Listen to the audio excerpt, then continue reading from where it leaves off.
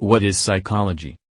American psychology defines psychology as the scientific study of the mind and behavior. 3. There are 6 insights that psychology has brought to us regarding the forces behind motivation. Money and rewards. Some people are driven to make as much money as they can so they can flaunt their wealth in their community. Others see money as a necessity to take care of their families. Desire to be the best. I believe that the key factor to be the best stems from the willingness to prepare. Michael Jordan and Tom Brady are prime examples of the 5 Ps. Proper preparation prevents poor performance.